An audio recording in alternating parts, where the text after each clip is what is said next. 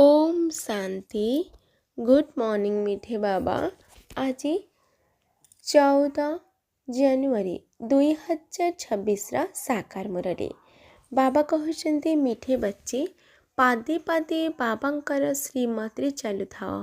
ଏକମାତ୍ର ବାବାଙ୍କ ଠାରୁ ହିଁ ଶୁଣ, ତେବେ ମାୟା ଆକ୍ରମଣ କରିପାରିବ ନାହିଁ।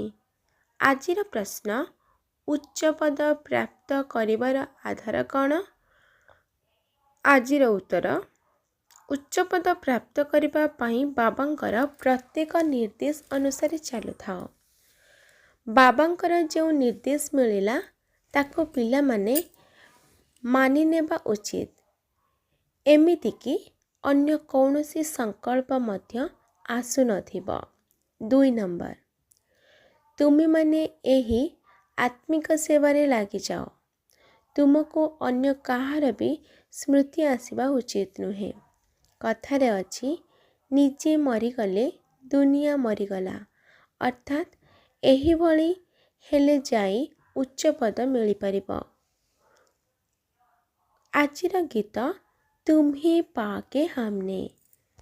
ଓମ୍ ଶାନ୍ତି। ଧାରଣା ପାଇଁ ମୁଖ୍ୟ ସାର। 1 ନମ୍ବର, ମାୟା ବଳବାନ ରୂପରେ ସମ୍ମୁଖକୁ ଆସିବ, କିନ୍ତୁ ତାକୁ ଡରିବାର ନାହିଁ। ମାୟା ଜିତ୍ ହେବାକୁ ପଡ଼ିବ। ପାଦେ ପାଦେ ଶ୍ରୀମତରେ ଚାଲି ନିଜ ଉପରେ ନିଜେ କୃପା କରିବାକୁ ହେବ। 2 ନମ୍ବର, ସଚୋଟ ଭାବରେ ବାବାଙ୍କୁ ନିଜର ହିସାବ ବତାଇବାକୁ ହେବ। ଟ୍ରଷ୍ଟି ହୋଇ ରହିବାକୁ ପଡ଼ିବ। ଚାଲିବା ବୁଲିବା ସମୟରେ ଯୋଗରେ ରହିବାର ଅଭ୍ୟାସ କରିବାକୁ ହେବ। ଆଜିର ବରଦାନ, ଆତ୍ମିକ ଗୋଲାପ ଫୁଲ ହୋଇ ଦୂର ଦୂରାନ୍ତ ପର୍ଯ୍ୟନ୍ତ ଆତ୍ମିକ ସୁଗନ୍ଧ ବିଚ୍ଛୁରିତ କରୁଥିବା ଆତ୍ମିକ ସେବାଧାରୀ ହୁଅ।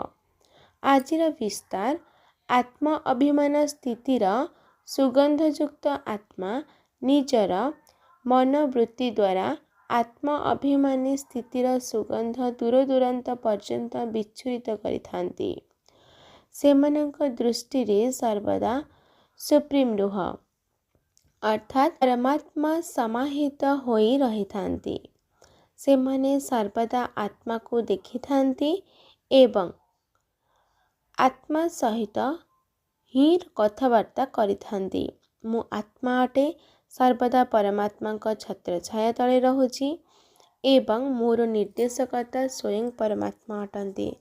ଅର୍ଥାତ୍ ସଙ୍ଗରେ ରହିବାର ଅନୁଭବ କରୁଥିବା ଆତ୍ମାମାନେ ସର୍ବଦା ଆତ୍ମିକ ସୁଗନ୍ଧ ବିଚ୍ଛୁରିତ କରିବାରେ ଅବିନାଶୀ ଏବଂ ଏକରସ ରହିଥାନ୍ତି। ଏହା ହିଁ ହେଉଛି ଆତ୍ମିକ ସେବାଧାରୀଙ୍କର ନମ୍ବର 1 ବିଶେଷତା। ଆଚ୍ଛା, ଆଜିର ସ୍ଲୋଗାନ, ନିର୍ବିଘ୍ନ ହୋଇ ସେବା କ୍ଷେତ୍ରରେ ଆଗ ନମ୍ବରରେ ରହିବାର ଅର୍ଥ। ନମ୍ବର 1, ଭାଗ୍ୟଶାଳୀ ସେବା। ଆଜିର ଅବ୍ୟକ୍ତ ଇସାରା, ଏହି ଅବ୍ୟକ୍ତ ମାସରେ ବନ୍ଧନମୁକ୍ତ ହୋଇ ଜୀବନ ମୁକ୍ତ ସ୍ଥିତିର ଅନୁଭବ କର। ବ୍ରାହ୍ମଣ ଜୀବନରେ ଦେହର ସମ୍ବନ୍ଧରେ ବନ୍ଧନ, ସାଧନ ଗୁଡ଼ିକର ସମ୍ବନ୍ଧ ସବୁକିଛି ସମାପ୍ତ ହୋଇଯାଇଛି ନା? ଆଉ କୌଣସି ବନ୍ଧନ ନାହିଁ। କାହିଁକି ନା ବନ୍ଧନ ଗୁଡ଼ିକ ଆତ୍ମାକୁ ନିଜର ଅଧୀନ କରିଥାଏ, କିନ୍ତୁ ସମ୍ବନ୍ଧ ସ୍ନେହର ସହଯୋଗ ଦେଇଥାଏ। ତେଣୁ ଦେହର ସମ୍ବନ୍ଧୀମାନଙ୍କ ସହିତ ଶରୀର ହିସାବରେ କୌଣସି ସମ୍ବନ୍ଧ ନାହିଁ, କିନ୍ତୁ ଆତ୍ମା ହିସାବରେ ସମ୍ବନ୍ଧ ରହିଛି। ଏହିଭଳି ବ୍ରାହ୍ମଣ ଆତ୍ମା ହିଁ ଜୀବନ ମୁକ୍ତ ଅଟନ୍ତି। ଆଚ୍ଛା,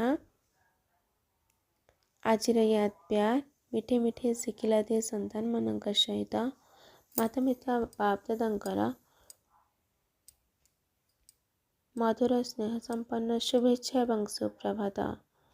ଆତ୍ମିକ ପିତାଙ୍କର ଆତ୍ମିକ ସନ୍ତାନମାନଙ୍କୁ ନମସ୍ତେ। ଆତ୍ମିକ ସନ୍ତାନଙ୍କର ଆତ୍ମିକ ମାତା ପିତା ବାପଦାଦାଙ୍କୁ ୟାଦ ପ୍ୟାର, ନମସ୍ତେ ନମସ୍ତେ ନମସ୍ତେ। अच्छा, ओम शांति।